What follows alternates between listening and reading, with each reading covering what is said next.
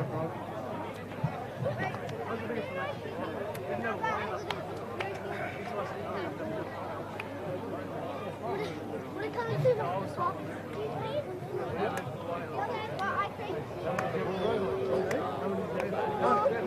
saw it. Yeah. He was in the wrong spot. 7.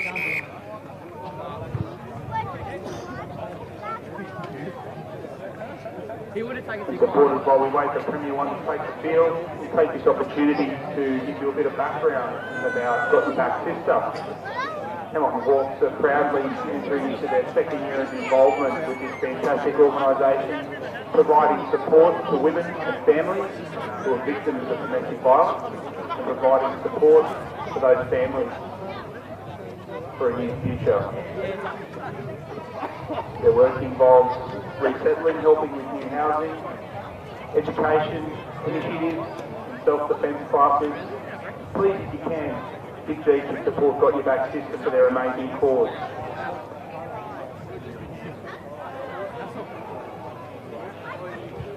Yeah, I'll eat something.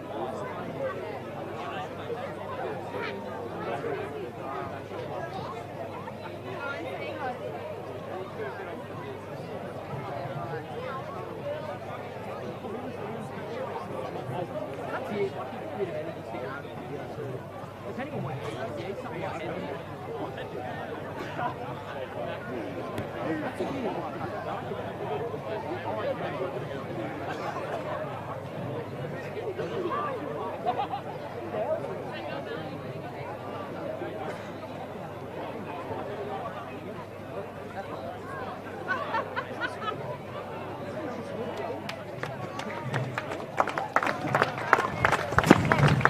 Good afternoon and welcome to Passmore Oval in Hamilton. It's round 7 of the NHRU. Hamilton Hawks up against the Maitland Blacks. It is 5th. The Hawks in 5th place on the table against the 4th place Maitland Blacks. Ben Homer with you in commentary alongside Newcastle Herald sports reporter James Gardner. Good to have your company this afternoon, Jimmy. Welcome relief, mate. Not quite used to someone as professional as you, mate, so I'll make my apologies already, but this should be a cracker of a game. Fantastic weather, the sun's out. There's a little bit of a breeze from the south to contend with, but not much. And of course, this is a replay of last year's grand final between the two competition heavyweights. The table's a little bit misleading at the minute because teams have had byes and others haven't, but these two will certainly both, won 4 out of 5. Both right at the top of their game at the moment, and I expect this one to be a really tight affair, even with Maitland missing a couple of their key men. Well, one thing that shocks me is you look at the competition up to this point, round 7, and you've got Hamilton in 5th, Maitland in 4th, and they've both only lost 2 games between them, 1 each. It's incredible for them to be at the edge of the top 5. Yeah, I think there's only 5 points that separates 1st to 5th, but of course that's where the bye comes in. You don't get points for the bye, whereas Merewether and Wanderers, the teams that are 1-2 at the minute, they both haven't had the bye yet, so they've got that to come. Wanderers had the bye today, Merewether had the bye the next round, so once those two have all equalled out, well, then we'll see a genuine gauge of who's sitting where in terms of the pecking order. But as I said, a replay of last year's grand final. I think it'll be a similar type fair. It'll be pretty cagey. Maitland have lost 3 big players in Chris Logan, Josh McCormack, 3 of their key men out wide, and James Hawkins is coming back from injury.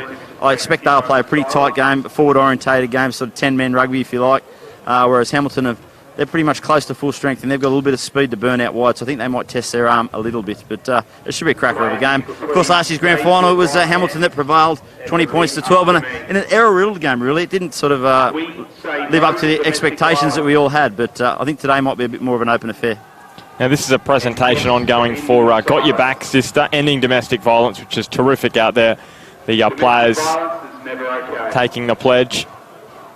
Yeah, Hamilton have been a big driver of this. A couple of their committee members are heavily involved in the foundation that runs today, and of course it's great to see them doing things for the community. They're a real community-driven club. Actually, both teams are, and you can see here the festival atmosphere that we've got around the ground with some boutique wines and beers, and it's like going to a country fair or to be with a bit of rugby thrown in the middle. So there should be a decent crowd here. Yeah, it's been a good day for Hamilton so far. 12-0 in the Colts, 25-17 in thirds, and in second grade, 52-26. So 3 from 3 thus far for the Hawks. And they come off a huge win against University last week, 85-0. We know the students have struggled this year, and Nelson Bay were the victims against Maitland. It was a really tight one. A late try from Robert Williamson. He scored 2 tries, the Blacks winger, to get the job done in that one, including a late one. And they've won some tight ones this year. The Blacks against Nelson Bay, and also Wanderers up there at Marcellin Park, which has really pushed them into a strong position on the table, locking down a spot inside the top 5. And that's probably the difference in the last 2 years for Maitland. 2 or 3 years ago, they were the sort of games that they didn't have those big players to win. They didn't find ways to win, even if they weren't playing very well. But when you have the likes of Travis Book, Carl Manu, since they've come to Maitland, they're winners. They know how to get the job done when it counts in those final moments, whether it is tucking the ball under the arm and resetting and getting a penalty late, or whether it is testing your arm and making a play under 22. So round 7 of the NHRU is underway, the match of the round, and up goes big Travis Brook, and he takes it well. It's Hamilton up against Maitland. A really fascinating match, this one. Grand final rematch, as Jimmy just said. And last year it was Hamilton who got the job done. 20 points to 12. As Lachlan Bradford. And this will bounce a couple of times into the arms of Sam McNeil, who's going to let it trickle over the sideline. Yeah, good opening exchange there for Maitland. They won the kickoff, recycled it well. Good exit out of their own 22. See Travis Book starting today. He was actually taken to hospital on Thursday night with chest pain, so he was in a fair bit of doubt leading into this game. But he's obviously come through that, shaking whatever it was off.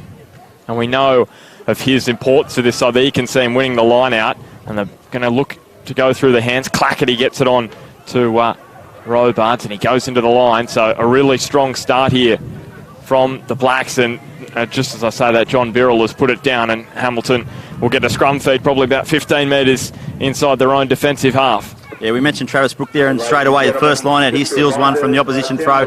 That's where they're really dangerous this year. I mean, they've certainly got a size advantage. If you look at the height factor over Hamilton, I think they really will target that line, particularly defensively, try and steal some of Hamilton's possession. Best place to watch the game. Plenty of beers, great wines, cocktails available. Get down and check out the Hawks cage.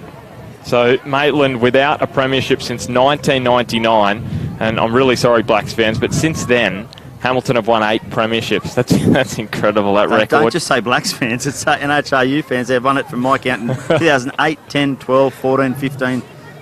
No, sorry, not 14. It's 15, 16, 17, 18. So they're going for an unprecedented 5 straight premierships. They've equalled the Cyril Burke team from Waratah of 1950 to 53. He's a Wallaby. There's no Wallabies out there today, but this year the Blacks have a chance to, the Hawks have a chance to take that title on their own with 5 straight premierships. What was that? 65 years. First time in 65 years. An incredible record. As we see Hamilton, they're going to decide against the quick line out, and they're going to take it. They got some good territory here as that kick downfield from Bradford, probably not getting the distance he would have liked after his initial punt downfield. And on this occasion, they are going to win the line out. They spin it wide. Sherritt going short into the inside centre, Angus Brown. Here's the big man, Alafalogo. Was at Southern Beaches last season.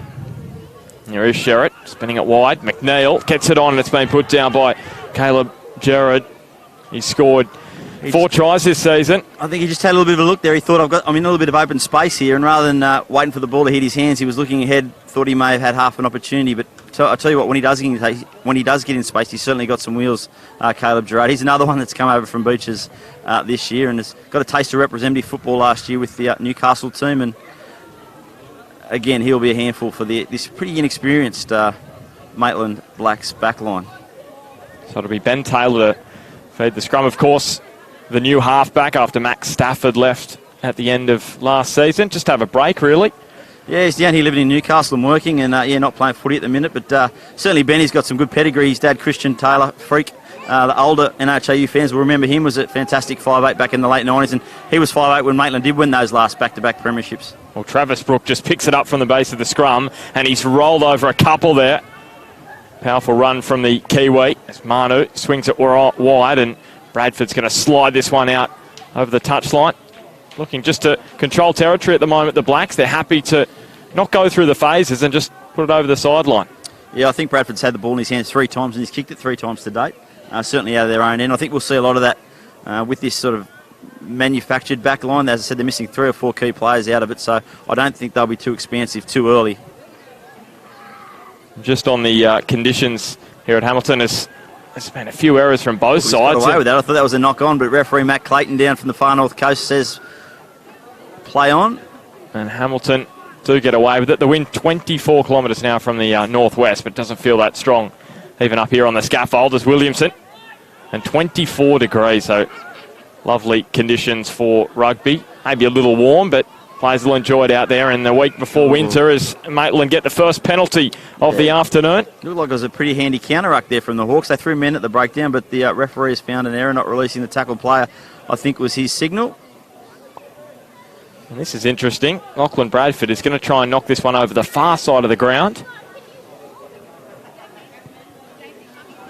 It's just hung up in the air a bit too. I don't think it's going to... Well, it has. That's why I'm wondering why he went for the far touch line, because he had a lot shorter distance to this side. Anyway, Sherritt puts it on the toe. Well taken at the back, and he's going to charge into the line. Big Travis Brook, gee whiz. You wouldn't want to be trying to tackle him with a head up of steam. And Bradford was put down just near the halfway line. Ball comes wide for Christensen, the former Wanderer. Just up and over the halfway line. A penalty advantage here for the Blacks. Will they test their arm, given there's not much at stake? Well, they've been very keen to put the ball on the toe, so I'm surprised they haven't looked to put it on the boot as Clackety. Trying to wriggle free of a couple, but the Hawks' defence is pretty strong on the halfway line. Travis Brook looking for the inside man. Instead, he takes them on himself. He's still going. Oh, it's such an important tackle to grab hold of the bootlaces. And it was Noah Church who got there. As Karl Manu with the wraparound. Spins it wide to Williamson. Right, some space inside the touchline. He cuts infield. What a performance last week from the black swinger. So recycle the ball, and Harry Chapman. Caught a bit flat-footed there. Wasn't able to get over the advantage line. Has to wrestle that to get it back. Little poor pass. Bit of pressure on Marcus Christensen. He goes the other way. Surely that went forward. Miles forward, Marcus. Tuck it under your arm, son. And that is why the forwards shouldn't throw long balls like that. Christensen just really got himself muddled up in the end. Tried to throw it right to left. Obviously, that's his stronger side. And, well, the less said about it, the better, probably. Referees just moved this scrum off the cricket pitch. It's still pretty rock. You can get rock hard out there in the middle of Passmore Oval. I don't suspect many backs will be. Well, they'll be doing their best not to get tackled there. That's for sure. And the scrum's going to be. It's going to be a real key factor in this game. Hamilton, without doubt, are the strongest scrum in the competition. Have been for a number of years. But Maitland, with this two former Australian under-20 front rowers and a kid who's come out of Sydney playing for Southern Districts, a pretty young front row, but still a very quality front row. It's going to be really one of the battlegrounds. As you said, right on that cricket pitch. And not a bad scrum from Maitland, but Hamilton win it and look to spin it quickly. And the ball finds Hamish McKee. He's got Karl Manu, and he beats Karl Manu, but he couldn't beat the tackle of Lachlan Bradford. Church, across the ground, Sherritt out the back, and was it put down there by Nagy? No, the referee says play on. Well, he took it well in the end if he didn't bobble it. Church's pass wasn't a great one. Maybe got a knock on the arm. And there is an advantage being played to the Hawks, so you expect there was something illegal going on there. And the ruck is Sherritt out the back. Can he find the cutout ball? He can't. Sam McNeil, the North Coast boy. Church going for a scamper. Dribbles along the ground, and Bakarich has to throw it out the back. In the end, it's Chris Ale who has to clean up. And he does well in the end. Low centre of gravity, and he just kept powering towards the 22. Church out wide, and Hamilton just eating up the metres at the moment. But the Blacks' defence rushing up and putting them under some real pressure on the last couple. Good at the minute, isn't it? They're getting up in their face, not letting me have that ad line, but nice little inside ball there from Sherritt. Sticks his nose through the defensive line. They've got a little bit of space out here, but... Well, here is Dane Sherritt. He just poked his nose through and jinking a step, and they're only 10 metres away from the goal line, the Hawks. They're really coming for the Blacks here. McNeil with the dummy, instead opting to run it himself. Must be a dozen or so phases this from Hamilton. Great build-up, applying heaps of pressure here. Pick and drive from Bowden. He's gone very, very close. It stacks on the mill at the moment. The ball is there at the base of the ruck. Well, they've got numbers down the short side, and they will score, the Hawks. Hamish McKee with his fourth try in the last 3 matches. He's been in some good form lately. The winger for Hamilton, and they open the scoring this afternoon at Passmore Oval. Well, that is classic Hamilton. That's Hamilton at their best. They take the ball from one end of the field, they edge away, they go from one side to the other, they ask questions all the time while concentrating on recycling that ball, and then when they get in the 22, there's no team more clinical than they are. They suck defenders in, and they had the short side, a couple of quick passes, and Hamish McKee probably won't score an easier try this year. Classic rugby from Hamilton. And Maitland surely have got to be disappointed with their defence on the short side. If Hamilton are going to go open side and spin it wide and they score, well, you say, well, too good. But the short side, you've got to probably be a little bit disappointed with that. Yeah, they just sucked those couple extra men in, didn't they? And they created that little overlap. Had to throw some numbers at the breakdown because Hamilton were having some authority there and edging closer. When you do that, well, then it creates opportunities elsewhere. And Hamilton was smart enough. Noah Church saw it down the right side. Nice hands in the corner. 17 conversions for Dane Sherritt this season. Can he make it 18? Hooking round lovely. Beautiful kick from Dane Sherritt. Dane Sherritt posts the chocolates. The fly half for the Hawks, the South African. What a player he is. And Hamilton out to a 7-0 lead in this first half. The Blacks, you'd probably say starting the better with a bit more territory, but it's Hamilton with the first try and the first points of the afternoon. And they're going to have to come from behind. There's Bradford. Got plenty of height on that, and up rose Ackersdyke, and did he put it down? Did that go forward? Not according to Matt Clayton. Box kick from Church. Ooh, well, Bradford. Tackle there, yes. He was had eyes tackled for the ball initially, McKee, and then when he got close enough, he took his eyes off the ball and, came under and took the legs out of the Maitland Blacks. Fullback, I think it was. Yeah, it was Bradford who's back there at the moment. Yeah, I mean, I've seen guys go to the bin for less than that, to be honest. It's an area that referees certainly do clamp down on. The catcher's legs are no-go zone when the ball's in the air. And it is so dangerous, isn't it? Once you're off the ground. So here's the line out. Not too many metres made on the kick, and you can understand why after he didn't find touch the previous penalty. Phil Bradford. I should say Lachlan Bradford. Here is Phil Bradford with the ball in his arms. And they win the line out. It's been good for the Blacks so far this afternoon. John Birrell into the line. Hamilton nearly held him up there. He ran a bit upright that time, Johnny Birrell, but he's so powerful. He finds a way to ground. Travis Brook wrestles through 3 or 4 would-be tackles, still gets over the ad line, legs still pumping. On the front foot now here, the Blacks. That was superb from Travis Brook. He just kept going. Birrell short into James Johnson, really just shoveled that on. Numbers on the right here, Maitland. Taylor, and got it on to Bradford. Good defence from Hamilton. Well, for a moment then, the Hawks had possession back, and now they will have possession back as Steve Lamont picks it up, but there was an advantage being played by Matt Clayton to Hamilton, saying they were offside. So the question is here, are they going for the 3 points? Karl Manu was pointing that way. What's the option? Yep, it will be 3 points. They know how tight this one will be, the Blacks, so they're going to try and chip away at this 7-point advantage that the home side have. That's a little bit better from the Blacks. What's what we expect from them? You expect their forwards to run with a bit more intent. They were a bit flat-footed in those first exchanges, but they certainly, Travis Brook got them on the front foot, and then once they're on the front foot, that's where Karl Manu comes into play. He's so dangerous when he's got a defence that's backpedaling or moving sideways.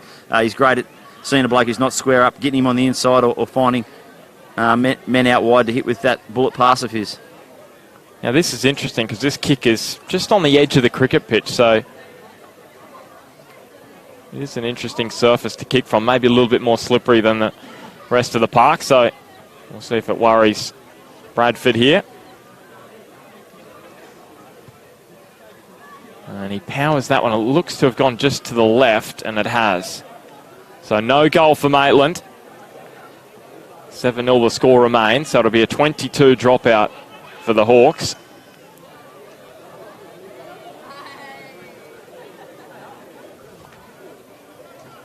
The Hawks looking to potentially move their way into second place with a win this afternoon.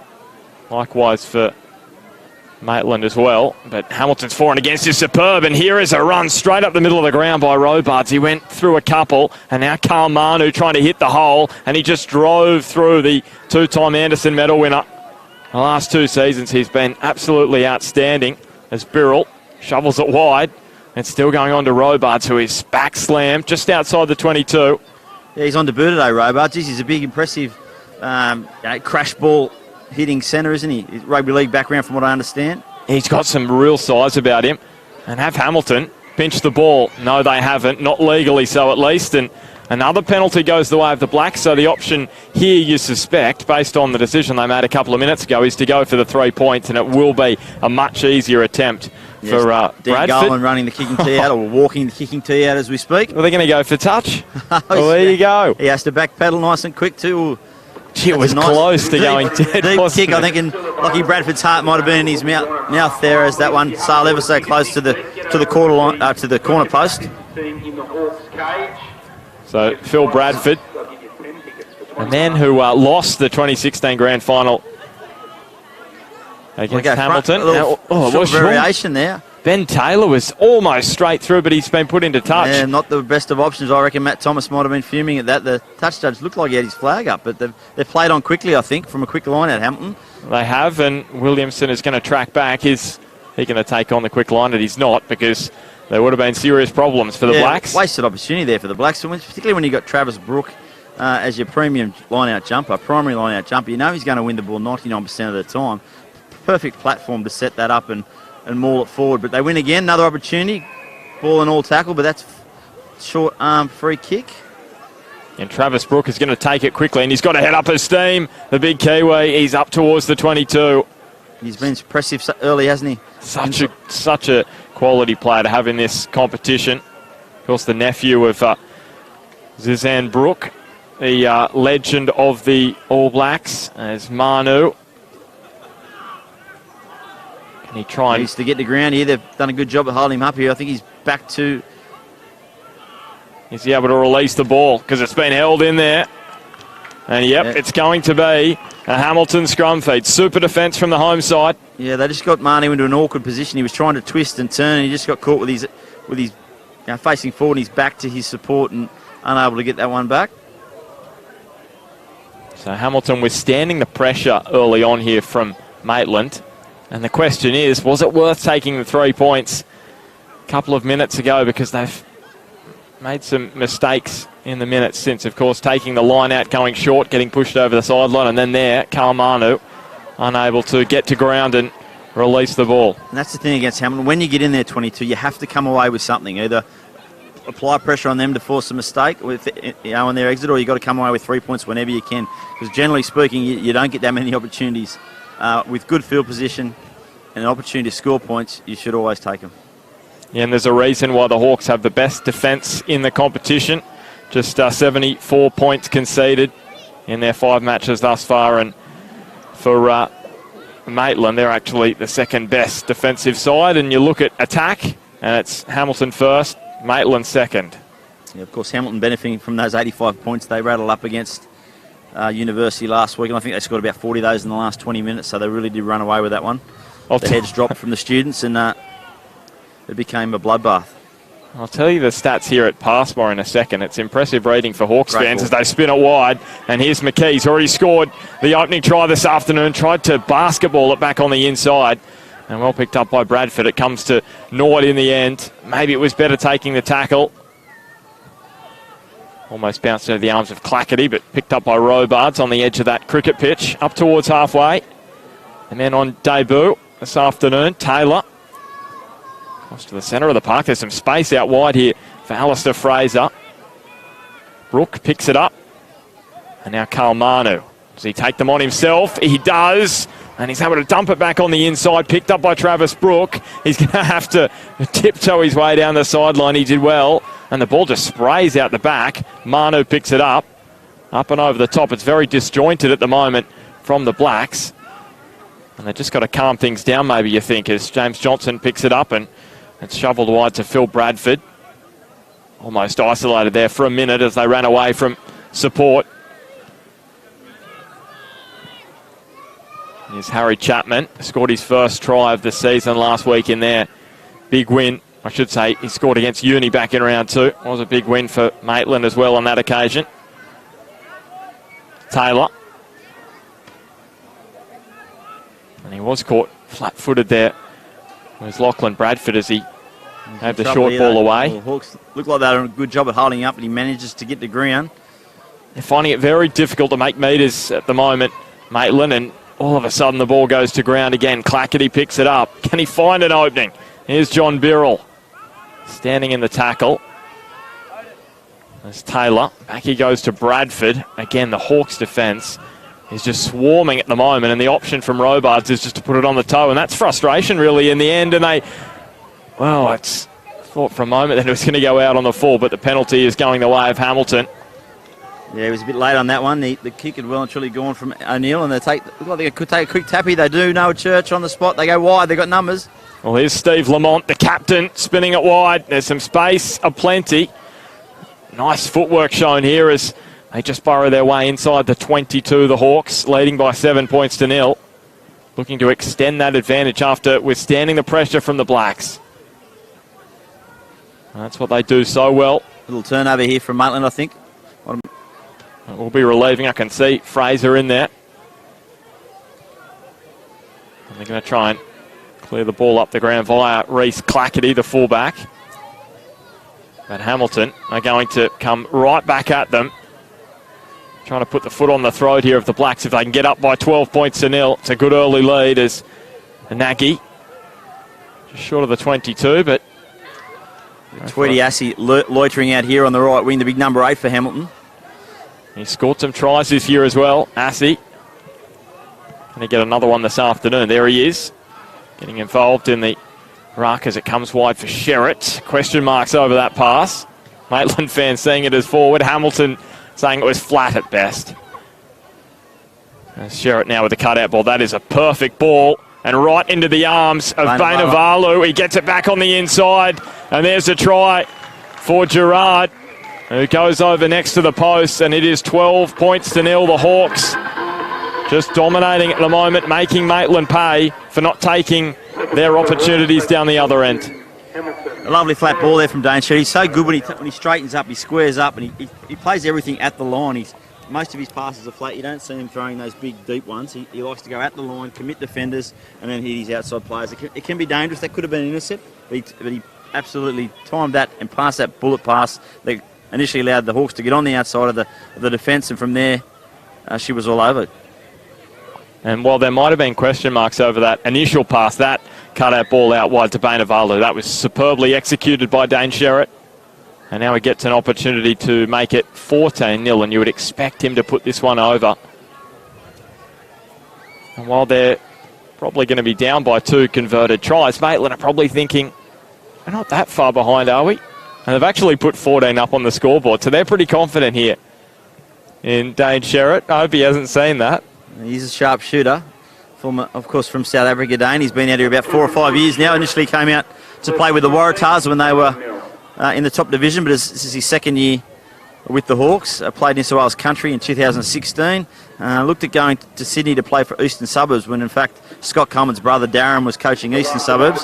He went down there for a bit of a bo peep, but decided Newcastle was best suited for his game. He's got a partner up here and looks like he won't be going anywhere in a hurry. Much more relaxing part of the world as well, Jimmy, Newcastle, as opposed to Sydney. Eastern Suburbs of Sydney wouldn't be too bad, while our Oval is quite picturesque. Maybe not when you get onto the roads, though. True.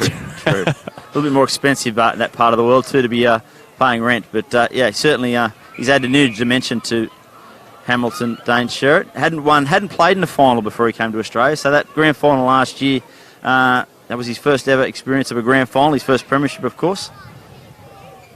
Well, there you go. The 4th consecutive of Hamilton's, well, real domination in the 21st century. So a penalty here for the Blacks. There's a bit of a committee meeting there going on as to what they're going to do. Looks like they're going to go for line. Just a bit, notice number 19 out there. I've worked out it's Devante Manu. There's not actually a replacement. I think the loosehead prop is actually wearing number 19 rather than number 1. Because he can't fit into 1, I'm thinking, maybe, potentially? No, maybe 1's too big, because he's not one of the bigger loosehead props going around. Yeah, it's interesting. Yeah, there's some. I mean, if you look at Hamilton there, they're inside centre. Angus Brown's wearing 23. Some guys just have these superstitions, and they don't like certain jumpers for certain reasons. important line out this one. They need to get it right. Execution key. So Bradford, and once again, Travis Brook. And they're going to power towards the line with the rolling maul, and they are probably going to go over here, and they will. It's Phil Bradford. Perfectly executed line out. Why they didn't do that on the far side is beyond me. Perfect opportunity over there, but they got the job done here, and they desperately needed a hit back, and they have. So is Matt Thomas going, well, why didn't you do that 10 minutes ago? The Maitland coach replaced Mick Hickling, or Hickling, I should say, who was the coached them to that grand final last year. And now right back into this contest, Maitland. That's what they do so well. Really strong forward pack led by the number 8, Travis Brook. So Lachlan Bradford, who missed that penalty earlier this afternoon, has a tough kick here because the wind is coming from the northwest. So it's right across him here. He's going to want to start this one out to the left because there's not too much protection from the breeze. You've got the trees, obviously, you can see them towards the north, but towards the northwest, the wind is just... Little update. Southern Beaches are leading Singleton 7-0 at this point, so I think that's the third game in a row that Southern Beaches have scored opening points. They led 6-0 against Maitland last week, only to be... the week before, only to be beaten comfortably, so encouraging start for them. Here's Bradford. He looked very composed as he stood over the ball. That is a wonderful conversion. Successful conversion, Maitland 7. So the deficit is halved, 14 points to 7. Hamilton, who are looking to make it 4 from 4 across all the grades this afternoon. They're ahead in this one. Lake Macquarie also leading Nelson Bay out at Walters Park 7-0. A try and conversion to Jared Nissen there. And speaking of those two sides, you mentioned Singleton playing Maitland, or Maitland head to Singleton to Rugby Park next week, and Hamilton are taking on Lake Macquarie here at Passmore. So a couple of important matches for these two if they want to continue to lock down a spot in that top Given 5. Some comments and exchanges from the Lake Macquarie coach Ree Hamilton in the pre-season, I think you might find that will be a fiery contest, that one between Lake Macquarie and Hamilton next week. There'll be Book of Feuds clash, that one. for sure. Gotta love that. So line out here for Hamilton. And they really have to repel them here, Maitland, after scoring points. Well taken by Ackersdyke. And now Sherritt goes short. For mine, yeah, I think he got it. No, he's found a free kick over at the line out. Too many numbers, I think, the call there from Mr. Clayton.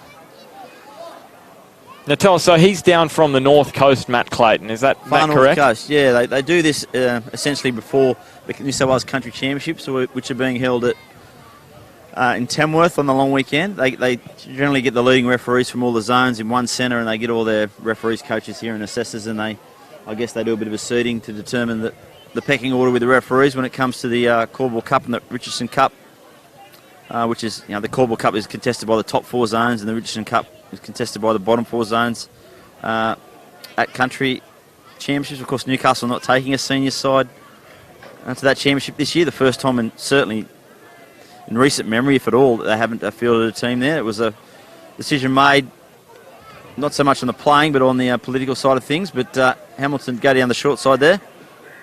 Important part of the game coming up here as we tick towards half-time. Bakarich into the line. Noah Church short away to Ali Falogo, former Southern Beaches man. A big front rower, and it's going to be a penalty here to Maitland. Not releasing the decision. Penalty count 6-1 to the Blacks on my count. So they certainly are getting some leeway in that department. He's had a few kicks for touch as young Lachlan Bradford. He sort of worked his way into the game. He looked a bit nervous the first couple of moments for him. I thought his first couple of kicks didn't quite hit the sweet spot. He failed to find touch, and he missed a penalty, but he's growing into the game, and he's starting to get those forward runners coming off both sides of him, and you can tell his confidence is starting to grow. And that conversion from the sideline, that would have done his confidence the world of good as well. Great view at this line out. Phil Bradford. No relation to Lachlan, those two. Here is Lachlan Bradford. Spinning it wide. Charging into the line. Well, he's I was beaten a about to couple. say good tackle, but he managed to shrug his way out of that. Angus Brown got him in the air. But Marcus Christian used his strength to wriggle out of it. A Here's bit Fraser. flat-footed here, the Blacks. It's incredible. Travis Brook can be flat-footed and he can still make some metres up the ground where other players would get driven back. And even there, he still managed a couple of metres. Carl Manu into the line. He just dropped it out the back. Well taken by Harry Chapman. And then John Birrell put to ground. Taylor onto Manu now. Geez, they look to be offside there, the Maitland defence. I thought the inside backs, but it doesn't matter. Brook comes back on the inside and finds a hole in behind the ruck. Numbers here to the left. Manu onto Birrell. Great left foot step from John Birrell. And then he met the contact of Sam McNeil, who is very strong inside his own 22. So Maitland, this is so important for them here. If they can get over, they're a chance of locking this one all up. Travis Brook, I don't know if he was expecting that. I think he was looking for a little breather. The bank of forwards on the outside of him. Still got the numbers there. The ball Finds comes another free. penalty. Although here's another question for Maitland. Down by 7. They opted to take the 3 earlier in the match. But they're looking good at the moment. And they are Hands going in the to... ruck there. They're going for touch again. And they're going to try and get that rolling maul going again here, you sense. I'd like to be sure winning the lotto. And that one not quite as deep. They're probably 8 metres out, which is still that allows Hamilton a little bit of buffer zone, a bit of pressure zone. They can pick their moment to try and attack this defensively. I suggest they won't. They probably won't compete here. They'll look to shut down this driving maul. So Bradford, on this occasion, they opt not for Travis Brook. A bit of a variation. Doesn't quite form for the Blacks, but they've put to space. Well, Ben Taylor trying to reef the ball out there. Carl Manu picks it up on the bounce, and they just swarmed around him, the Hawks. Taylor, he's got options both side of the ruck, and he goes short, powers that pass into Devante Manu. John Birrell swung to the turf. Yeah, he was just isolated there, but he managed to get the ball back quickly. Marnies is so dangerous. Yeah, a couple of quick phases here for Maitland, trying to catch Hamilton off guard. And Bradford onto Chapman, who was just held up there for a moment. Maybe problems here for the Blacks. Harry Chapman, can he get to ground? They did in the end. Spun wide, short away to Robarts. Can he get a try on debut? The ball comes free. Maitland dive on it. What's the decision from Clayton? He's going to say knock on from the Blacks and a scrum feed for the Hawks. Really important period there for Hamilton to ensure they kept Maitland out. Yeah, they got up. The defence was very strong there. They had a couple of times where it was big man on little man, but they soon swarmed in and put numbers around the ball. And they shifted, slid well. Hence their best defensive record in the competition. They just communicate so well. And when the core of this team has been together for the majority of those 4 years, and you really notice it in the defence. They connect well, they trust each other on the inside and the outside, regardless of if it's little man on big man. And they're so good at the breakdown. And they've thwarted Maitland on a couple of occasions inside their own 22. So this scrum very much on an even keel. It's a superb contest, and they've done so well, Maitland. They're going to get the short arm. Yeah, they ruled there that Tweedy Assey was just had that little indiscretion at the back of the scrum at the number 8, whether he had the ball out and brought it back in. It was still it's a fairly pedantic call from the referee, to be honest. Maitland going for the scrum here. They want to suck in a couple of defenders and certainly create a big blindside. The scrums really have been even at this point, as you mentioned. Neither team really giving an inch. Very solid on their own ball and unable to assert any pressure on the opposition feed. Well, this is going to be fascinating because you sense if Travis Brook picks it up at the base of the scrum, it's going to be hard to stop. Yeah, they've brought their right winger over just to sitting in a pocket behind Lachlan Bradford here. So they've certainly created a very big blindside, whether he backs Travis Brook to go one-on-one with their outside, with their blindside breakaway, or whether they hit the open side and create the extra man. Are they looking for the inside ball? The question is Ben Taylor going to look? We're all guessing. So going to look for Bradford. Good scrum from Hamilton. They got a nice little shove on there. That's a bit nearly wheeled. It goes to the back. Oh, here he is. Travis Brook picks it up at the base of the scrum, and on this occasion they are able to stop him. Christensen just swivels his back. Well, the ball has come free, picked up by Angus Brown. And this ball has just gone straight up in the air. And, well, I thought for a moment then it was taken by the Hawks, but Maitland have come back with it. And they're playing advantage. They're looking a bit tight here, the Blacks. They're all in a little clump of players, the forwards in particular. There's no width at all. Taylor on to Manu. Trying to back his way towards the goal line. He's able to release the ball. Not too many metres made then by the Maitland captain, Bradford. Just quick hands wide. Picked up by Clackety, who flung it out the back to Williamson. He is very, very quick and very nimble and agile in those broken play opportunities. Manu. Now on to Devante Manu, his uncle. The two Manus combining. Here's Taylor on to Bradford. Short away to James Johnson. They're not far away from entering the 22. Bradford to Bradford. And they are inside the 22 now. That was Phil Bradford, the hooker. Into contact. Harry Chapman looked up and saw the Hawks rushing up, and there was some space in behind there. Carl Manu just charging onto the ball. He's not far away. Taylor spun wide at Christensen, and he's put it down. He just had a little look and then absolutely hammered. Oh, the Maitland defence. It was. It picked up the loose ball, and, yeah, he got driven into the ground. A little bit of frustration out there from the Blacks. They realised they had something on. How have they been able to shift that ball to the left? But, yeah, Marcus Christian, that's the second time his hands have let him down this game. He's obviously made the trip up the road from Wanderers to Maitland this year. He might have played New South Wales Country. If he hasn't played New South Wales Country under Matt Thomas, he certainly has represented New South Wales Country previously on an overseas tour of the USA. The question is here, are Maitland just getting more and more frustrated because they can't break through? The only try they've scored so far this afternoon was from the rolling maul. Apart from that, they've found it difficult to break through the Hawks' defence. 14-7. Hamilton leading Maitland. 5th against 4th. Hamilton 5th coming into it. Maitland 4th. Both of them on 20 points.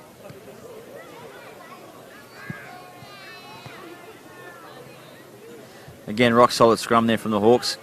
Nice platform. They decide to hit it up. They've got numbers on the left here.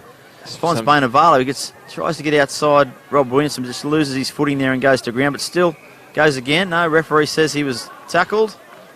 I think that extends the penalty to 7-1 now, the Blacks' favour. They really need to start getting some points, as we mentioned, when they come down this end. Oh, it's an incredible penalty count. 7-1 to the Blacks. And now Bradford is going to look for the line again, and another line out. So can they get themselves going here? They've been afforded so many opportunities. They just have to be level at half-time.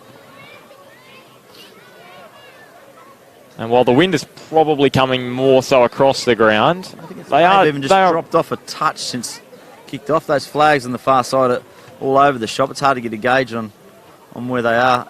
Certainly at the northern end, they're nice and still. Yeah, you would say Maitland just slightly running into it, and that is very well taken by Johnson. And now they have an opportunity for a backline move, and it's Pat Robards. And now Carl Manu just chucks it under his wing. And he was looking towards the post there. I reckon he'll be going to his pocket soon. Travis Brook with a quick tap, and he said, get out of my way. He almost knocked the posts over as well. And Maitland are right back into this one. Their big number 8, he was just too powerful. And the Passmore Oval posts copped the full force of Travis Brook. 14-12. The Hawks lead, but Bradford will throw this one over and we'll be all locked up before the break. Geez, for someone who was in hospital on Thursday night with chest pains, he's having a hell of an opening 40 minutes, Travis Brook. How about that? Get out of my way. Hawks defence and goalposts as well. So 4 tries this season for him. And of course, we were saying before, he's the nephew of Zinzan Brook, the All Blacks. Great. Now, back when he was playing, he actually had the record for most tries as a forward. Scored 17 tries in international rugby. He was the same position that Travis Brook's playing in that number 8, the lock. So Bradford puts that one between the sticks. And we're all looked up. Yeah, approaching half-time too. The referee just had a quick look at his watch. We're into injury time or stoppage time.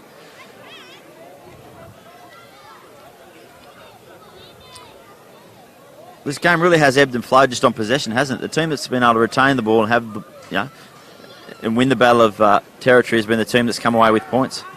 First 20 minutes it was Hamilton. The second 20 minutes it's been Maitland. Of course, Maitland helped with a string of penalties. Well, final 60 seconds of regulation time in this first half, and Carl Marno has just burst him straight up the middle of the ground. Still going to Maitland. Captain, did he have to throw that pass? Angus Brown has spilt it. So you sense... He definitely didn't have to throw it, Angus Brown. Jimmy Johnson just tried to get there. Bradford now goes to the short side, needs to stay in, he does well. He flung it out the back, and Ben Taylor, so the halfback goes to ground. And it's Carl Marno who's going to fill in for him here. Finds the pass to James Johnson. Is there a sting in the tail right before half-time here for the Blacks? They're going to get another penalty. What's that, Jimmy? That's 8. 8-1. Well, Hamilton aren't liking the look of Matt Clayton, the ref down from the North Coast. And Steve Lamont... They were buying him. He'll be buying him a one-way ticket back after today. Hamilton Isle boys are starting to get a bit noisy, a bit restless. He's going to have a shot at goal. Is that an interesting decision? They're happy to take the lead into half-time. I know we're in the final minutes, but... Yeah, you can see Carl Marno's got hands on hips. I think they're starting to suck him in a bit at the moment. Geez, what a performer he is. 34, I think, going on 35. Back-to-back Anderson medals. He certainly won. He scored 2 late tries to win Maitland 2 games this year. He certainly did it against Wanderers in the opening round. He's just a machine. Like a fine wine. Just keeps getting better and better as he gets older. I think you have to go back about 30 or 40 years since the last time anyone won the Anderson medal 2 years in a row. And I'd like to take you'd be short odds to win it 3 years in a row, and that's certainly unprecedented. You're talking about the Steve Merrick. I don't even think Steve Merrick did that. I think Cyril Burke is about the only one that has that achievement of winning 3 straight Players of the Year as he kicks that into touch for half-time. Yep, Bainavalu putting it over the line. They're happy to go to the sheds at 14 all. And it was Hamilton who had a 14 points to 0 advantage, but Maitland, the weight of possession, the amount of penalties, 8-1 the penalty count at half-time going their way. They just had to get over the line, and they did just that. Travis Brook scoring to lock it all up just before half-time. So it means it is 14 points apiece between Hamilton and Maitland at half-time. We will take a quick break, and we'll be back with you in 10 minutes. To some of our women who have been selected to... Those representative honours have gone to Maddie MacArthur, Alex Holliday and Ashley Allen. They'll also be selling raffle tickets to help raise funds for their campaign with New South Wales Country. So congratulations, girls. Rip in, continue your outstanding rugby.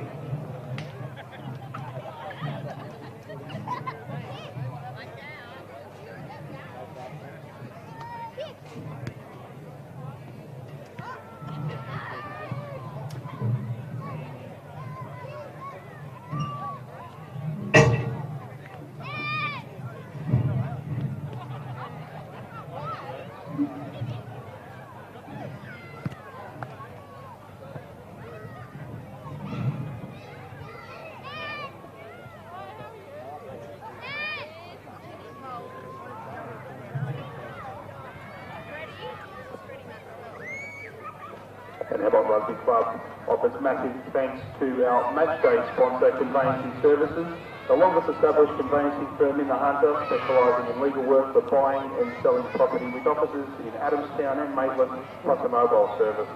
Contact Hawks Legend Tony Morris to make an appointment.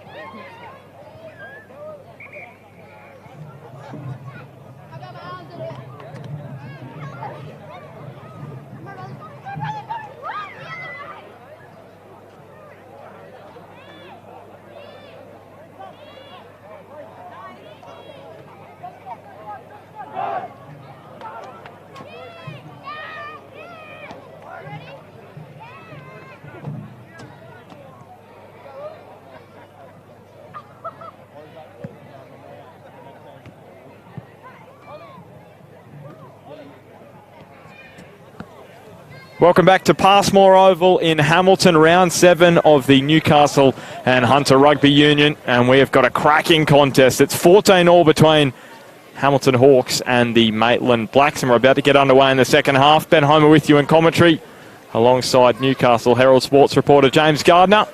Bradford gets us back underway, and it's going to bounce a couple of times and over the sideline. Jimmy, your thoughts on how this match is shaping up? Well, I'll tell you what, the second half is as good as the first half. I think we're in for a treat. Certainly, first 20 minutes was dominated by Hamilton. It was the Hamilton of old, where they just ground opposition out of the game, basically. They held all the ball for the first 20 minutes. They came away with 2 tries, but then Maitland started to get a toe into the game. Of course, they were helped by a penalty count that was 8-1, and once they got down the end, they finally got some points away. And they probably finished the stronger, but I'm sure Scott Coleman would have been into his players' ears about discipline. The referee is obviously picking on a particular area, and they can't continue to tread the fine line there.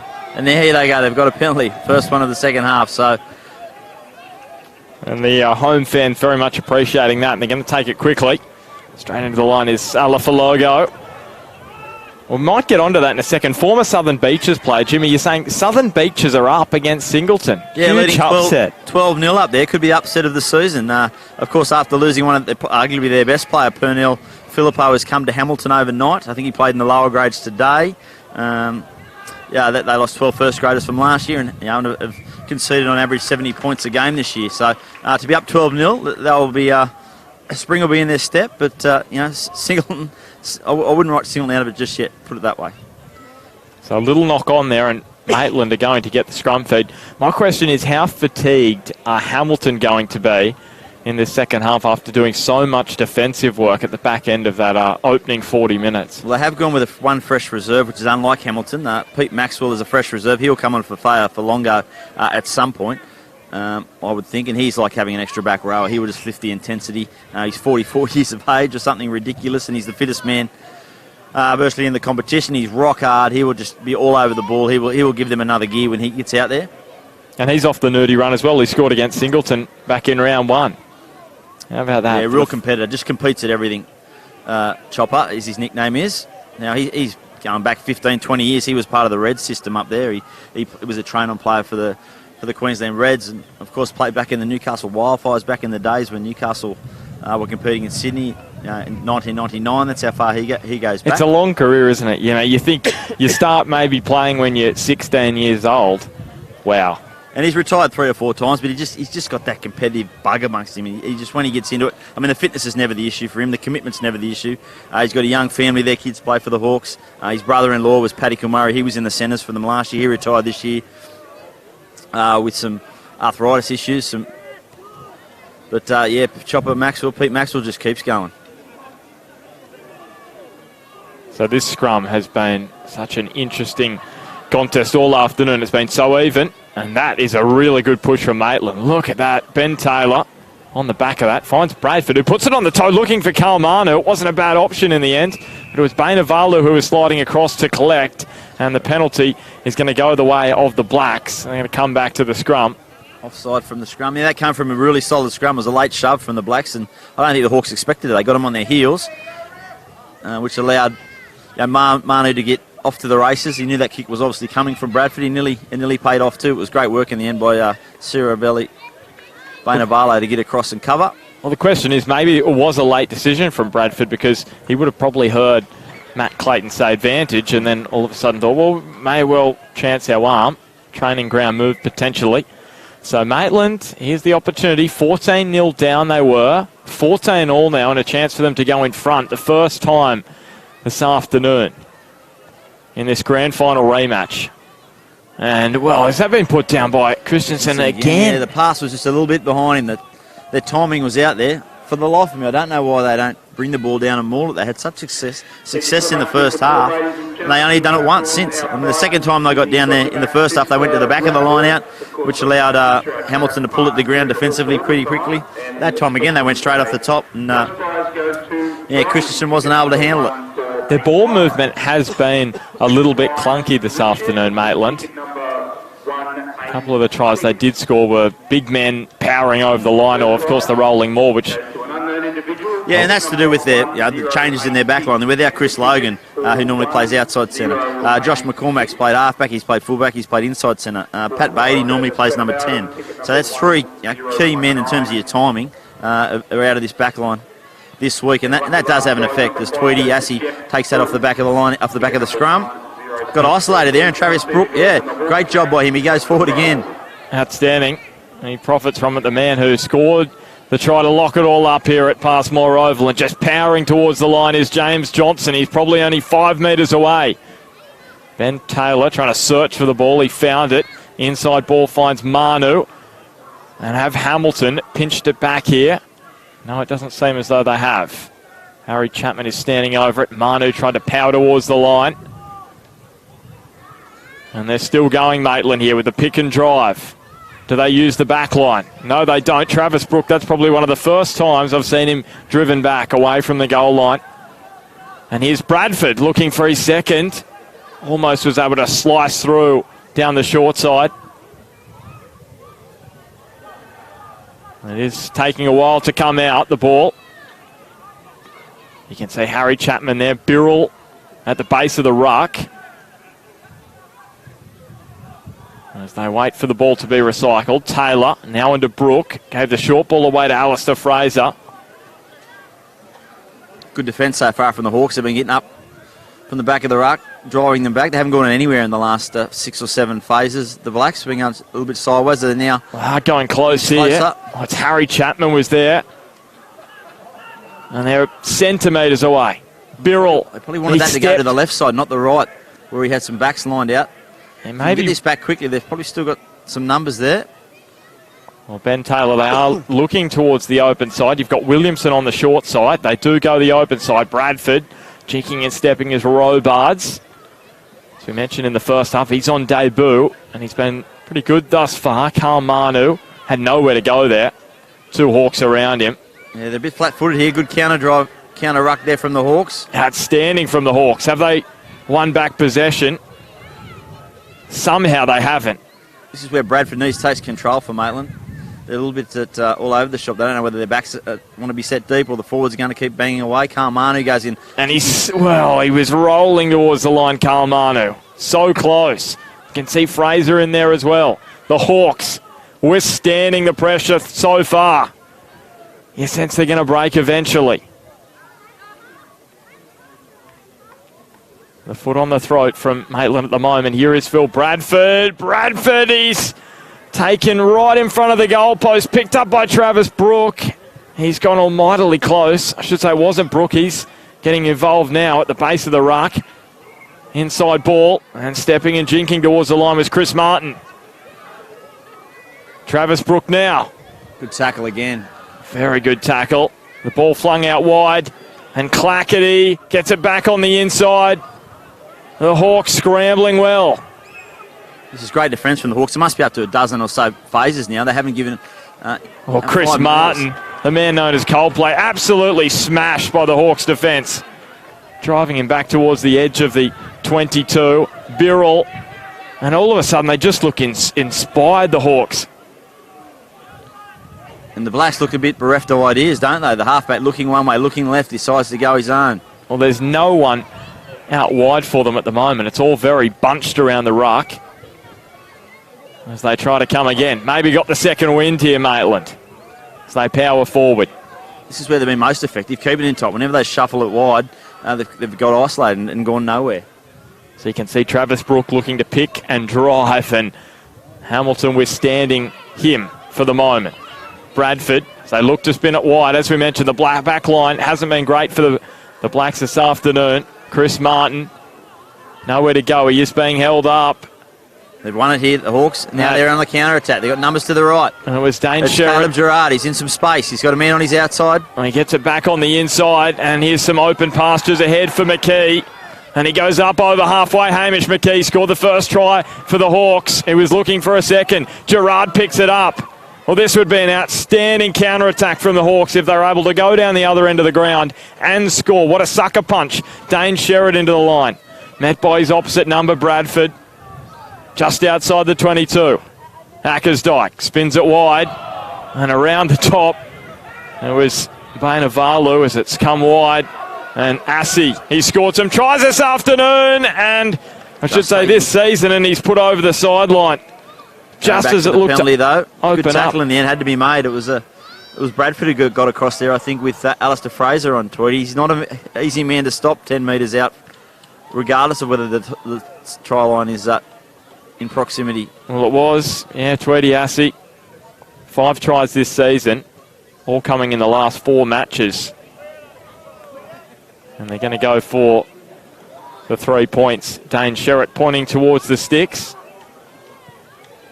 And he looks so fatigued. You just wonder how much they've got left in the tank, the Hawks, after all that defending in the first half and then at the start of the second half.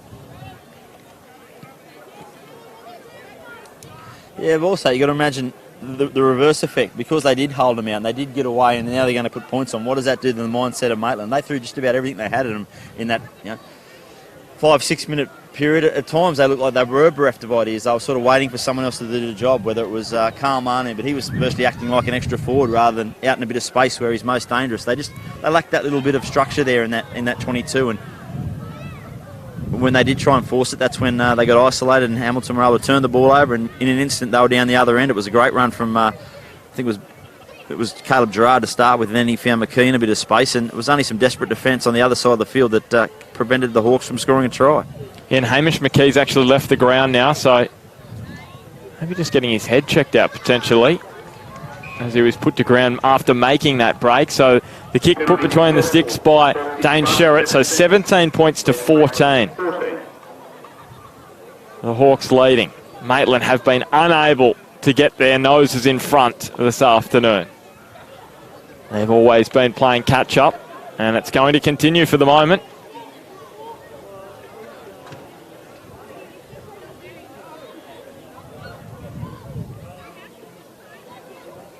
So much ball down the inside the Hawks red zone, that 22, and not much to show for it when you look at the amount they've had, as Angus Brown takes the ball from the kickoff.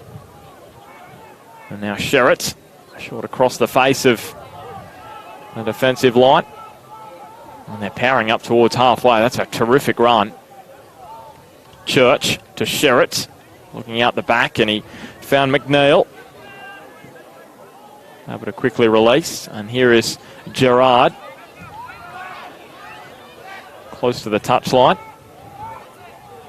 Church across to Lamont. They've had so little ball this afternoon, Hamilton. As they look to make the ball talk, Angus Brown getting it on and drinking and high stepping. shot there on McNeil, I think, but he bounced off it. Referee says it was okay. The crowd didn't, and he did get his nose through the line, Alafalogo, and just was able to drop it out the back. And they're inside the Maitland Blacks half here, the Hawks, but there's a little knock-on spotted by Matt Clayton. Yeah, a little bit of a loose carry there. I think the ball popped out the back and obviously bounced forward, according to the referee. As I see Pete Maxwell starting to stretch up on the sideline for Hamilton. No doubt he will be injected into the game shortly. Ticket number 1019. Get down to the Hawks cage, collect your prizes. And they're going to be sucking in the deep breaths, both sides at the moment. It's been a really willing contest. Round 7 of the NHRU from Passmore Oval in Hamilton.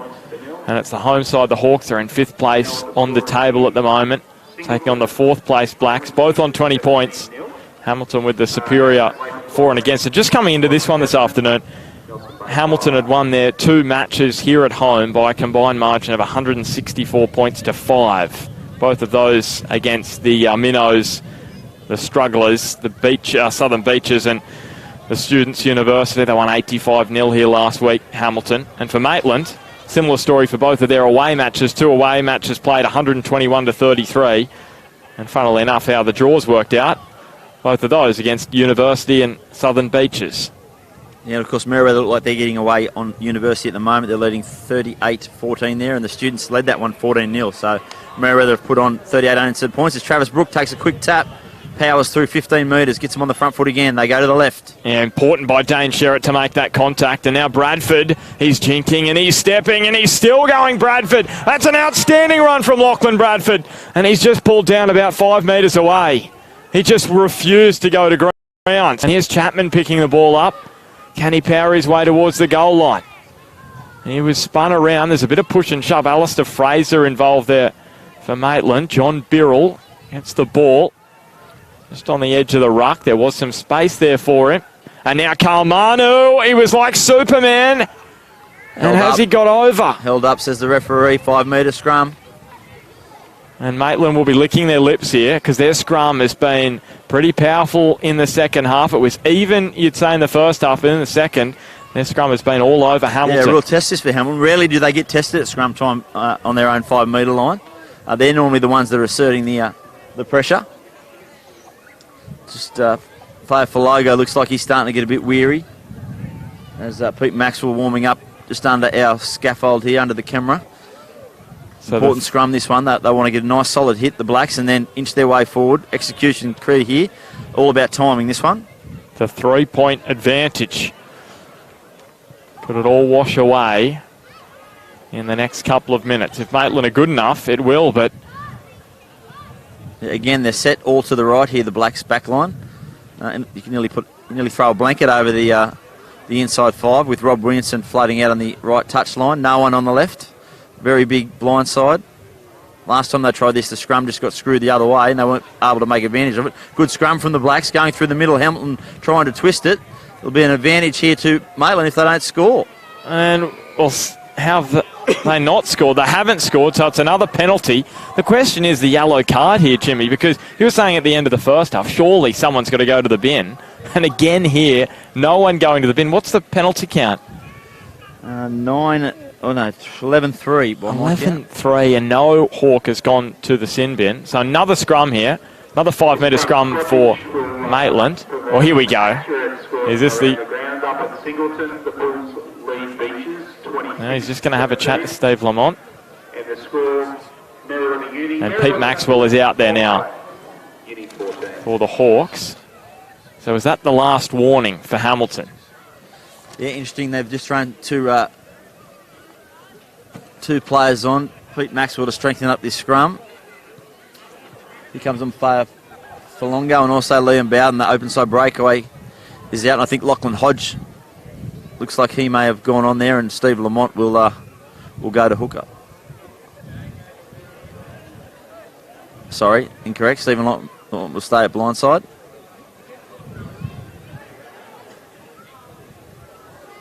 So Ben Taylor. Yeah, it's a far firmer scrum by the Hawks. They still start to edge forward. Maitland get the ascendancy here, but they give it to Robards. Just ran into a wall of Hawks. There was 4 of them there to stop him. And now Travis Brooke. He's gone almightily close, the number 8. As the ball come free. Looking a little concerned there, Maitland, but Chapman, he's just centimetres away now. Taylor, wide it comes. Bradford, up and over the top, on the bounce, behind Clackety. Well, it's just not going the way of the Blacks in attack, especially with the back line at the moment. And they're going to come back for another penalty. Matt Clayton, does he go to the pocket here? I think he is. He's certainly calling out the captain to, if not send someone to the sin bin, he'll be telling them this is certainly their absolute last warning.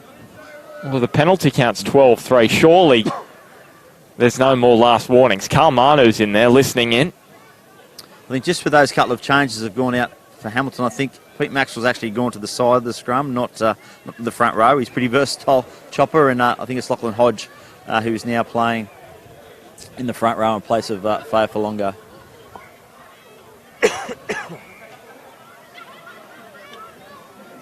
So again, offside. And that's what the penalties come back for here for Clayton. From Clayton's perspective, it was offside at the scrum, so they're going to take their time, Maitland, and look to manoeuvre this scrum towards the Hamilton goal line. But they, as you said, Jimmy, they really firmed up the scrum, the last one, Hamilton, because previously Maitland were dominating. So can they put the push on here, Hamilton, because they would be fatigued. They've done so much work inside their own 22 defensively.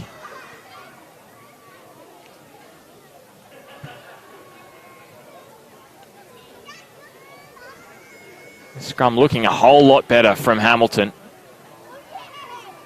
Really good scrum from the Hawks. And it comes out for Taylor onto Manu.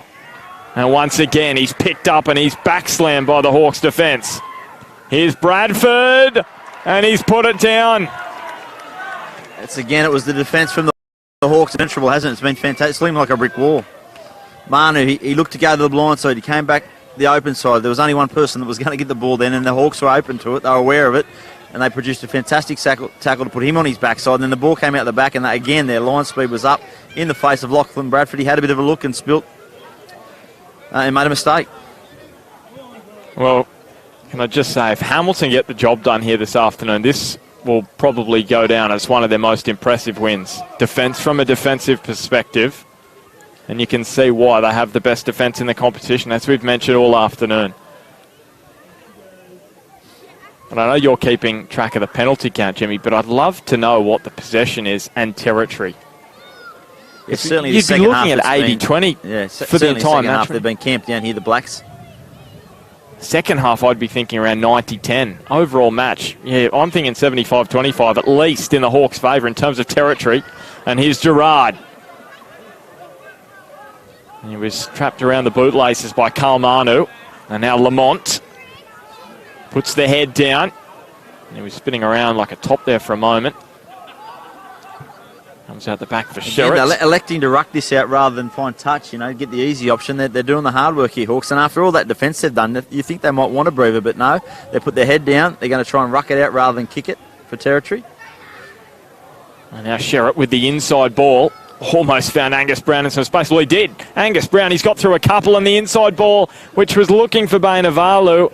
It's come up in the arms of the Blacks. And what's the decision here from the touch judge? It's going to be a line out for the Blacks. So Phil Bradford, I want to get on with this here, Maitland. They've been behind or level all afternoon. Both of these two sides coming into it, having won 4 of their opening 5 and 2 straight. And it's going to bounce into the arms of Chris Ale, who picks it up at the back of the line out. More frustration for Maitland, and Angus Brown. He put a little step on, a big left foot step, and the penalty, it was high. And the crowd really roaring now with a penalty going the way of the home side. Bainavalu crawling up the ground. Should say that was Lachlan Hodge. There's Sherritt. So Maxwell gets to the ad line. At the back here is Sherritt. So can Hamilton make something happen here with possession? On it comes. Sherritt with the Jenkins step and the pass. Well, forward, and it's beaten everyone over the sideline.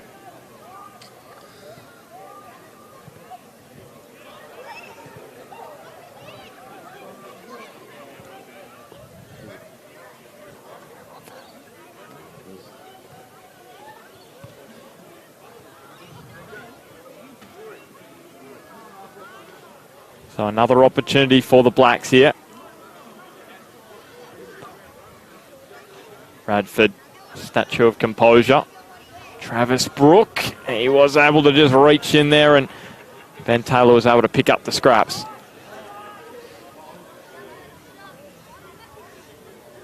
It's very slow. Ball to the back of the ruck. Travis Brook picking it up and straight at the Nagy. Bradford short to Birrell. Certainly looked pretty flat, that one. If not forward, he might have got away with one there. Bradford, they go the short side again. Fraser onto Bradford. And here is the speedy winger and Chris Martin. He put the kick in. Was it played at? Travis Brook has been outstanding, but just behind him has been Phil Bradford. He's got through a power of work, and he scored a try, and he's got his head through the defensive line a number of times. His line-out throw has been fantastic. I was going to say, line-outs have been pretty close to perfect for Maitland this afternoon. I think I'll be a bit biased here, but I think he should have stayed in Sydney. I mean, he was at West Harbour last year, stuck behind Andrew Tuwala, who was playing first grade. He was playing second grade. He's got all the pedigree, he's got all the ability, but he's decided to come home and play in Newcastle. And he scored their opening try this afternoon as well. Phil Bradford, and he's gone close on a number of other occasions. So Taylor, here he is. Bradford into the line, straight at Bakarich. The red headgear on. And now Fraser. Just isolated there. Just good work in the end from Travis Brook to go over and bridge. They go the short side. He's beaten a couple, got the ball away to Birrell, and John Birrell is spinning. They're trying to grab hold of the shirt. He's about 5 metres away. Travis Brook, is there an opening for him? There isn't. It was just shut down. Alistair Fraser was waiting there. He was in support. Pass never came, though. Bradford onto Robards. Angus Taylor was up high around the shoulder.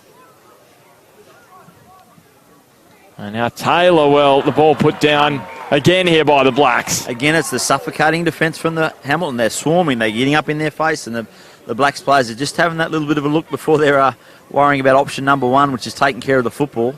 They just look bereft of ideas. I know they've had those, I think those, the changes when you get down to that 22, no McCormack, no Logan, no Beatty.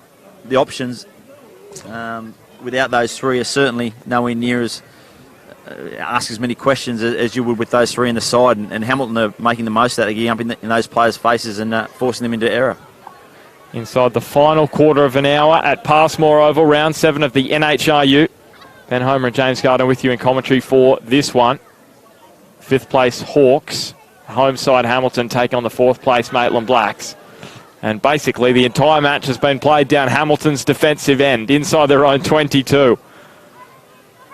It's just been an incredible defensive performance from the Hawks, who haven't been behind all afternoon. And they've repelled the Blacks time and time again as Sherritt puts the kick through the line. And it's towed forward by Chris Martin, I believe it was, against that far sideline. Interesting, their kicking options. Not once yet have they tried to exit their own 22 from a long raking kick and been happy to give up a line out around halfway. They've either tried to ruck it out or that occasionally tried a little sneaky grubber down the short side. And I think Hamish McKee, just noticing that he's back out there, he did come off the ground for a little bit just to get taped up. So he's got the headband now, the young winger who scored their first try this afternoon. And Robert Williamson has come from the field for Maitland. While I commend the Hawks for their willingness to do the hard work, I think they could do with a breather, some of their forwards. But again, this time Angus Brown, he's got his nose through the defensive line a few times this half. Not much of him, but he certainly manages to wheel his way out of tackles. Again, they're on the front foot here. Sherritt looks like he's going to go the right. And they've got the advantage as well. And Sherritt onto Brown, who gets it onto McKee. And McKee stepping inside. He's a long still player. Well, that was outstanding. Maybe a little bit of a goose step in there as well as he beat players down the short side. The ball just flung out wide and picked up on the bounce by Lamont. And you sense here if Hamilton can get over the try line, that might break the back of the Maitland Blacks. Bainavalu.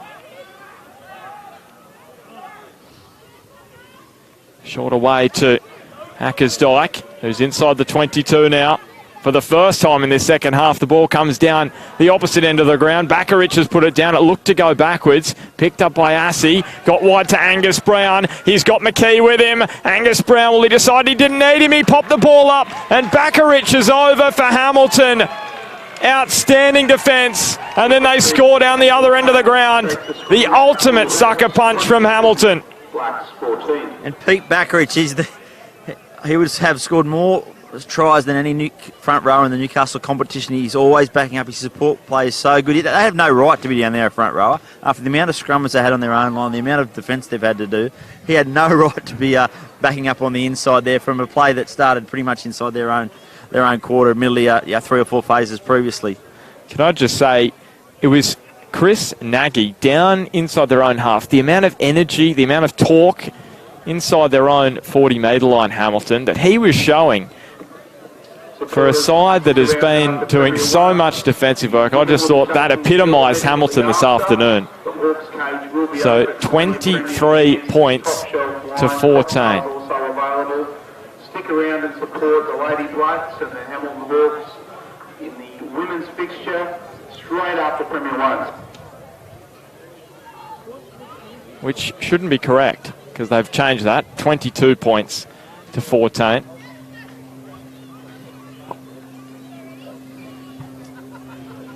So a chance to make it a 10-point lead. And Sherritt does exactly that. conversion successful by Sherritt. He's been perfect with the boot this afternoon, the South African fly half. 24-14. Have Maitland got anything left here, because their attack has been really tested by the Hamilton defence, and to be honest, Hamilton have won the battle thus far. Indeed, this is one of the best defensive displays I've seen here in a number of times. They're not used to being put under this sort of pressure either. I mean, Maitland they've plugged away, they've retained possession, they've applied pressure, but they just haven't been able to come up with that killer blow. I think most of the time they're looking to Kalmanu, and certainly the way Hamilton have restricted him today has been exceptional. They know he's got that big step off his right foot. They know he likes to come back on the inside, likes to snoop around, looking for lazy defenders close to the ruck as they win this off the restart. Well, it's picked up by Bradford, and he's almost busted his way towards the try line. He's only 5 metres away. The Blacks hooker. Well, just as we thought Maitland were out of it, they may be able to find a way back into it. Worrying sign too. Travis Brook here limping back into the line for the Blacks. There's a real concern for them. So Birrell with the pick and drive, making metres easily here. It's incredible how when you get over the try line, maybe you relax a bit, and Maitland, well, surely they've got to go over the line shortly. The way they're making some metres here. Very much stacks on the middle at the moment. You can see Karl Manu over in that far corner of the ground looking to pick and go over himself. Somehow the ball is what's come out the back. I love the fact that Karl Manu wants to be the man. He wants to get in there and make it happen. But, geez, I think he's more effective. He's 1 or 2 passes wide where he can get one-on-one with a defender and beat him with footwork. Not doing that sort of hard stuff in around the edge of the ruck. So Harry Chapman it was with the pick and drive moments ago. And the penalty goes the way of Maitland. And out comes the yellow card. It's been long awaited. And finally, after giving away a lot of penalties this afternoon, it's Ackersdyke who has got to go for 10 minutes in the bin. I'm just having a look at the clock here because we haven't got one in front of us. I'll just double check. And that means that Hamilton will be without 10 men until the end of regulation time. Really depends how much injury time there will be to decide as to whether Ackersdyke will get back out there. So 15 against 14 now for the last 10. You sense that Maitland have to strike here. They've got a penalty deep in their 22. You suspect they'll go a scrum, given that Ackersdyke is a second row and will certainly disrupt the Hawks scrum. They'll have to throw an extra man in there and someone that's essentially not a lock. Expect a big shove here from the Blacks straight through the middle. And if they don't get there themselves, Travis Brook, very dangerous from the back of the scrum here.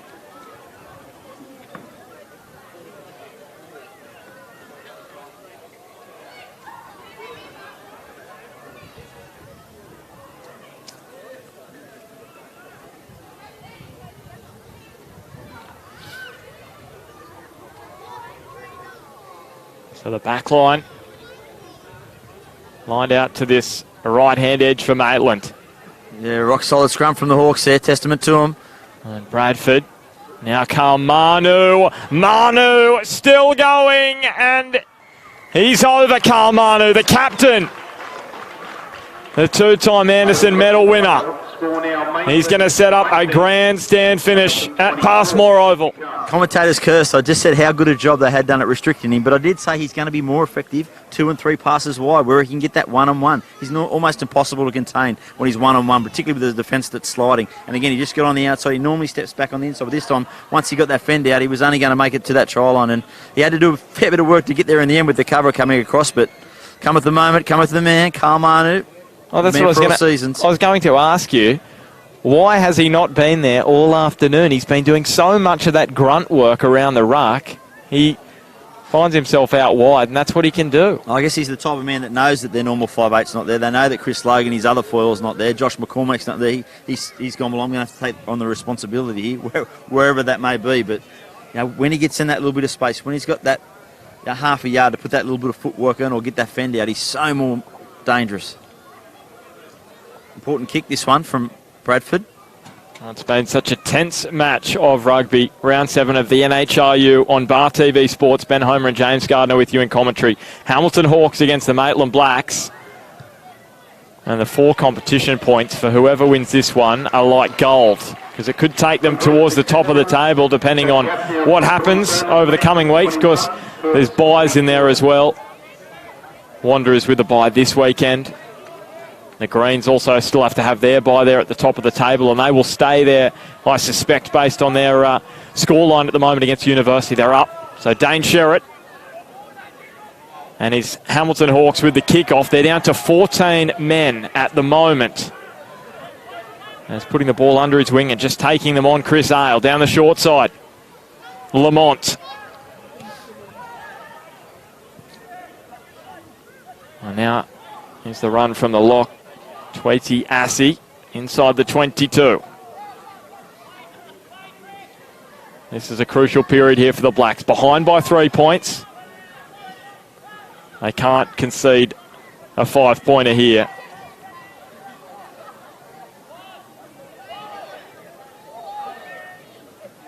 Ball taking a while to recycle here for Noah Church. On to Lamont.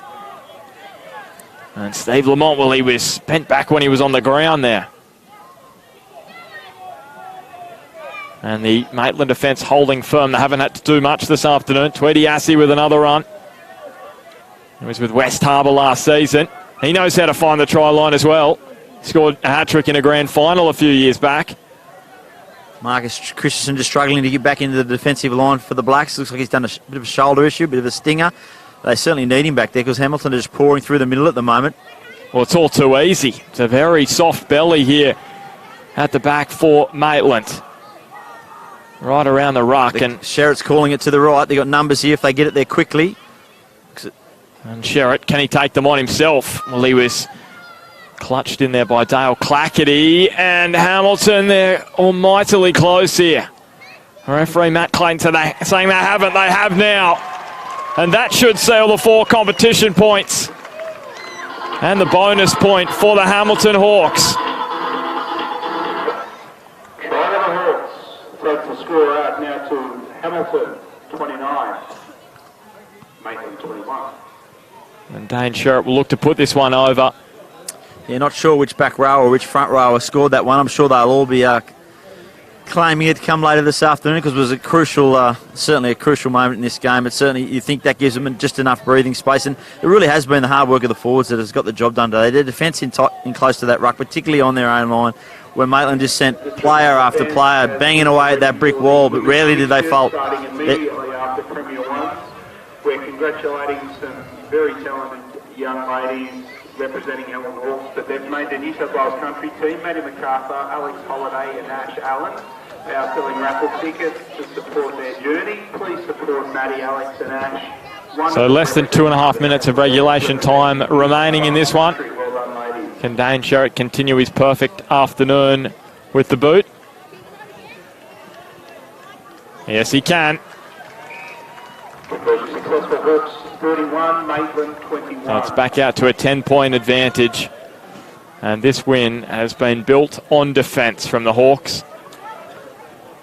And even with 14 men, they were able to find their way over the stripe.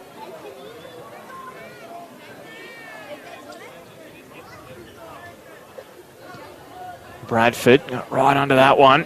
Yeah, up into the sun, very difficult to take, and of course they've messed that up, the Hawks. Looking straight into the setting sun there for that restart. Last opportunity for the Blacks. Can they produce something at the end? Well, surely, a miracle. Surely not. Clackety just inside the Hawks' half. Yeah, some tired forwards just still getting back into the line for Maitland. Oh, Travis Brooke. If anyone can, he can. If it's not him, it'll be Manu. He certainly gets them on the front foot here now. They need to find some matchups. They go to the left. On power and speed, Bradford and Birrell. He's going to be put to the turf. Hamilton swarming. And Maitland really, they're going to need to score and score quickly. Still injury time to come. It's Manu. Driving forward towards the line. There's still plenty of metres for them to make up though. Travis Brooke with the dummy towards Robards. He nearly gave himself away there, Travis Brooke. I think he thought that was an obstruction. Everyone on the ground thought it was an obstruction by the referee. And no one at home for the Blacks. And what's he found, the referee? Found an offside knock on. Hamilton Double knock on? Feed, yes. And the Hawks are going to get the scrum feed.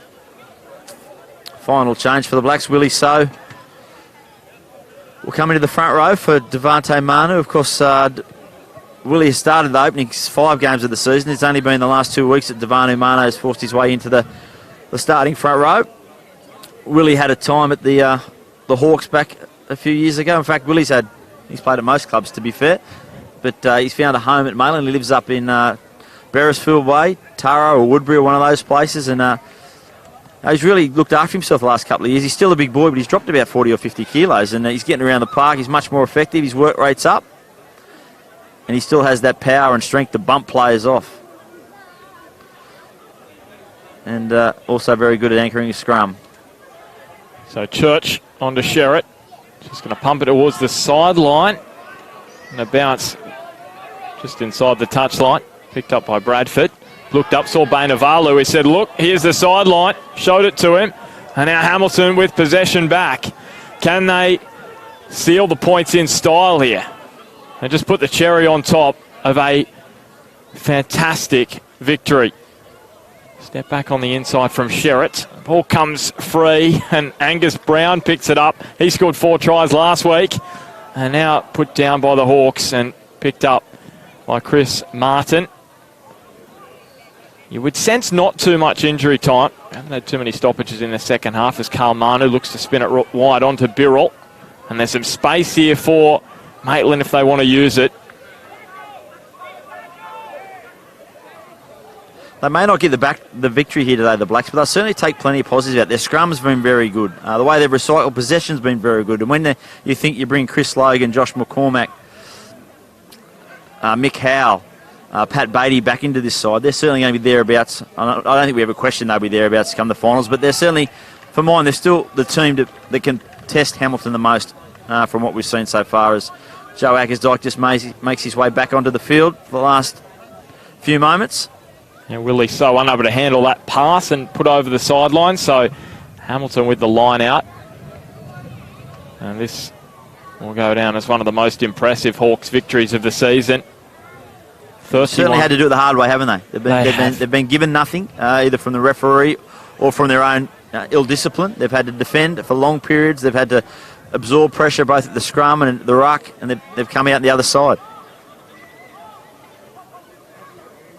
And here's Steve Lamont. Well, he was just crunched there, right under the ball. And now Karl Manu with a sleight of hand there. He's still hurting, Steve Lamont. You don't see him stay down too often, so that's rattled him. He's taking a knee. Well, it has. It's really winded him. And now Travis Brook. Well, I thought for a moment then he was going right through the middle. Willie So with the pass. It's bobbling along the tarmac, picked up by Christensen. It's just gone over the halfway line. Hasn't had his best afternoon. Marcus Christensen, now Willie So. That wouldn't have tickled right on the cricket pitch or just on the edge of it. Fraser. At the back finds Clackety, who dumped it really back into the path of Fraser. And now Robards picks it up. Again, Angus Brown, he's been like a little terrier. That was outstanding on a big... has been very good. Yeah. On a bigger man too. I hadn't seen much of him before today, and what I've seen I've liked. Manu. Up and over the top. Travis Brook involved there as well. Now Fraser puts the head down. It's the Hawks closing in on 3 straight victories. Maitland's second loss of the season. Coming up. Full time. That is a superb tackle from McKee. It was. Outstanding from Hamish McKee, who scored for Hamilton the opening try and now puts on a bone rattler in the last couple of minutes, and now they get a penalty. Are they looking to finish it in style, or are they going to take the 3 points and just rest easy as they head towards next week? A big match for them up against the Roos here at Passmore, so they're going to take the 3 points, Hamilton. And of course, that game will be equally as physical as this one. They're a big, bullocking, rumble-tumble pack, like Macquarie. They probably don't have the same discipline and the same structures as a Maitland, but they throw different things at you. And their forward pack's all 115, 120 kilo plus. They've all got silky hands, and once they get on a roll, they're very hard to stop. So this week will be all about recovery for Hamilton, because this has been an absorbing contest with the amount of defence they've had to do. For the Hamilton v Maitland in the women's fixture. Get to the Hawks cage. Premium beers, premium wines. So Dane Sherritt Can he keep 100%? His 100% goal kicking record going right until the death here. Kicking towards the fig trees at the northern end of Passmore Oval. Very picturesque ground, this one. And he's put that one through. And that will do us. Matt Clayton calls full time on a result and a match which will go down as one of Hamilton's greatest defensive performances of the season. So much defensive work on their own line. They repelled Maitland time and time and time again. And it finishes full time. Hamilton 34, Maitland 21. Thanks to James Gardner. Thanks for your commentary, Jimmy. I'll let you go down, do your interviews. Great to have your company out there in Bar TV land as well. And such an important result for Hamilton in that race to secure a spot in that top 2. And the top 5 in the finals, they are a sure thing, you sense at the moment. They are playing some wonderful rugby. Well, full time here, Hamilton with the 5 points, of course, the bonus point for the 4 tries, and also the 4 competition points. Scott Coleman very pleased with that. We'll catch you next time on Bar TV. Finished Hamilton 34, Maitland 21.